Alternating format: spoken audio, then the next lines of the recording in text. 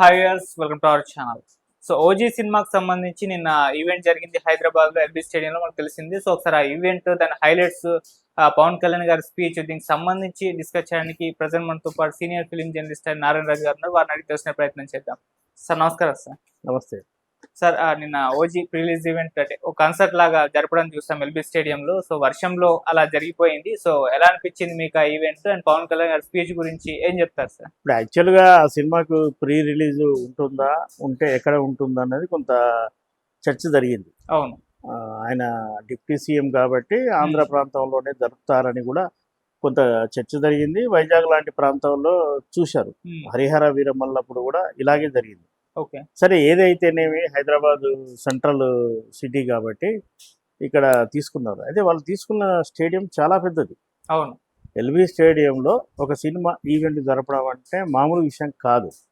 అసలు ఆ theatre stadium నిండుద్దా లేదా అన్న అది కూడా ఒక చర్చ జరిగింది. కానీ పవన్ కళ్యాణ్కు ఉన్న ఫ్యాన్ ఫాలోయింగ్, ఆయన అంటే ఇష్టపడే వాళ్ళు, ఆయనను ప్రత్యక్షంగా చూడాలనుకునే వాళ్ళు, ప్లస్ సినిమా మీద ఉన్న క్రేజ్, ఇవన్నీ కలిసి మొత్తం ఆంధ్రప్రదేశ్ నుంచి కావచ్చు, తెలంగాణ జిల్లాల నుంచి కావచ్చు, కొన్ని వందలాది మంది, వేలాది మందిని హైదరాబాద్కు తీసుకొచ్చింది. దాంతో స్టేడియం దాదాపుగా నిండిపోయింది. అక్కడ వాతావరణం ప్రతికూలంగా ఉన్నప్పటికీ కూడా, హైదరాబాద్లో కొద్ది రోజులుగా వర్షాలు బాగా పడుతున్నాయి కదా, అయినప్పటికీ కూడా ధైర్యంగా ఈవెంట్ చేయడానికి ముందుకొచ్చారు. తెలంగాణలో ముఖ్యంగా హైదరాబాద్లో ఓపెన్ ఫంక్షన్స్ సినిమా ఆర్టిస్టులకి చేయడానికి కొంత నిర్బంధం ఉంది. కొన్ని అనుభవాల దృష్ట్యా ప్రీ రిలీజ్ ఈవెంట్లను ప్రభుత్వం కొద్దిగా కఠినతరం చేసింది. మనకు తెలుసు అది. కొన్ని అనుమతులు ఇచ్చి కూడా క్యాన్సిల్ చేసిన సందర్భాలు ఉన్నాయి. కానీ పవన్ కళ్యాణ్ సినిమాకు అలాంటి ఇబ్బందులు ఏమి ఎదురు రాలేదు. మొదటిది, అతను డిప్యూటీ సీఎం అయి ఉండడం కూడా కావచ్చు.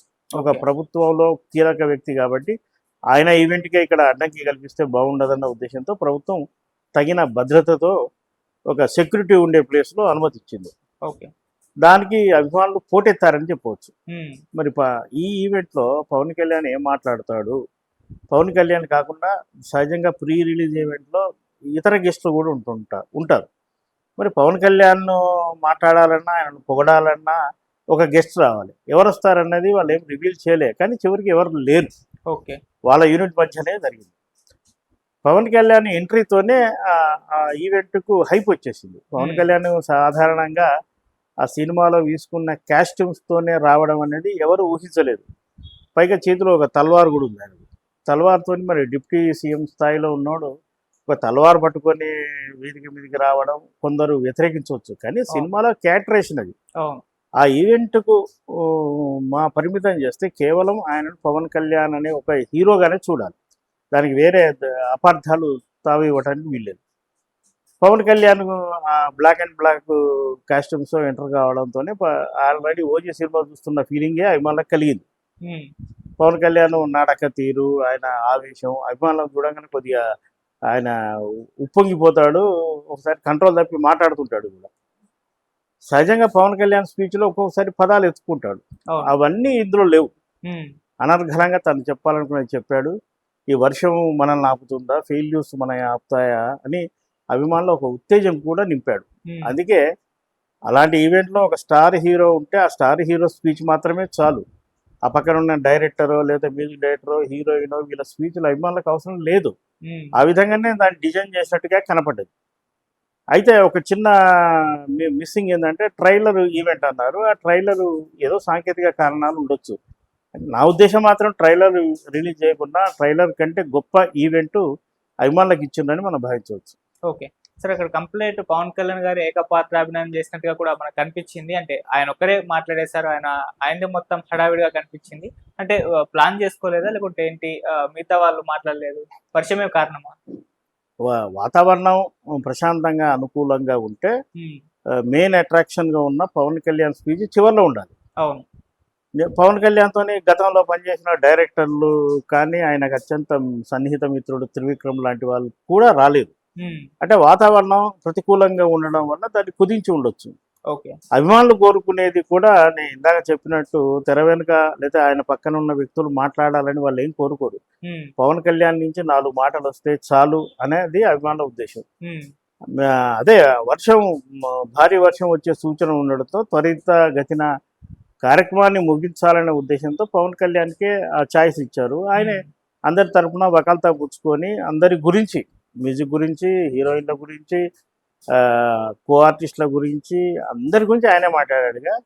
చివరగా వేదిక దిగిపోతూ అనుమతి ఇచ్చిన ముఖ్యమంత్రి రేవంత్ రెడ్డి, పేరు మర్చిపోలే ఆయన, ఆంధ్రప్రదేశ్లో చంద్రబాబు నాయుడు అండ్ 2 రాష్ట్రాల క్యాబినెట్లకు, పోలీసులకు ఒక బాధ్యత కలిగిన వ్యక్తిగా వాళ్ళందరికీ థ్యాంక్స్ కూడా చెప్పాడు.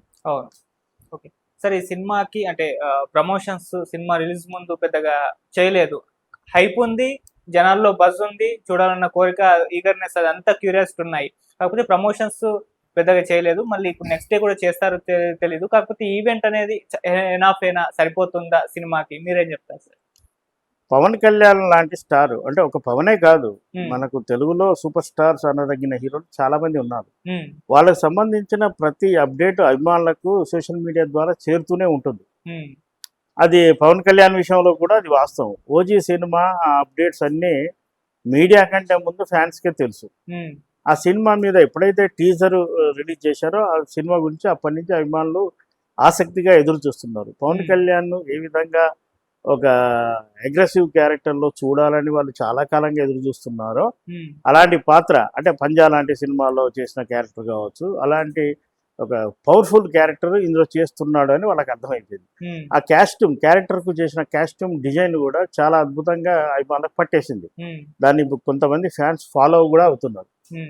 ఇక దీనికి మించి పవన్ సినిమా రిలీజ్ డేట్ వేశాక ఇక దానికి ఇంకా ప్రమోషన్స్ ఎందుకు అవసరం లేదు. జనం మాట్లాడుకుంటున్నారు కదా సినిమా, టీవీ ద్వారానో, సోషల్ మీడియా ద్వారానో, లేదా ప్రింట్ మీడియా ద్వారానో, మరో మార్గంలో ఏదైనా సరే జనం ఆ సినిమా గురించి మాట్లాడుకుంటున్నప్పుడు దాన్ని మరింత హైప్ తీసుకెళ్ళి సాధారణ ప్రేక్షకులు హై ఎక్స్పెక్టేషన్స్ పెట్టడం అనవసరం. ఇప్పటి వరకు ఈవెంట్ కూడా నా అభిప్రాయం ఏంటంటే ఇలాంటి ఈవెంట్లు కూడా అనవసరం పెద్ద హీరోలకు. ఎందుకంటే ఆటోమేటిక్గా పోస్టరు డేట్ వేసినప్పుడు అది వెళ్ళిపోతూనే ఉంటుంది.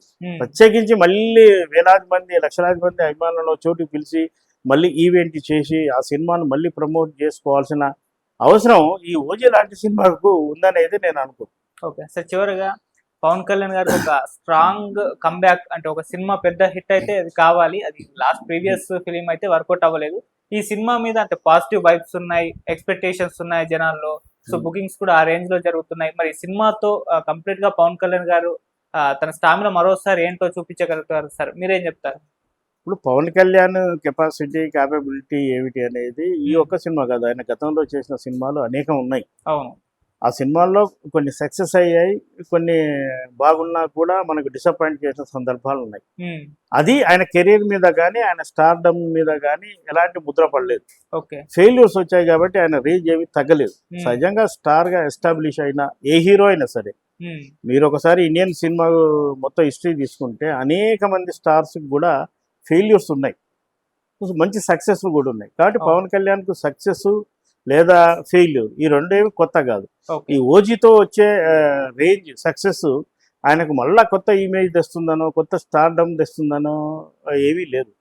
మన టాలీవుడ్లో పవన్ కళ్యాణ్ రేంజ్ ఎలాంటిదో అందరికీ తెలుసు. ఆయన స్క్రీన్ మీద కనబడితే చాలు, జనం చూడడానికి థియేటర్లకు పోటెత్తుతారు. ఆ సినిమా మీలో ఆయన కనబడాలి అంతే. అంతే తప్ప సినిమా సక్సెస్ ఫెయిల్యూర్ వాళ్ళకి సంబంధం లేదు. గత హరిహర వీరమల్లు కొంత డిసప్పాయింట్ చేసింది.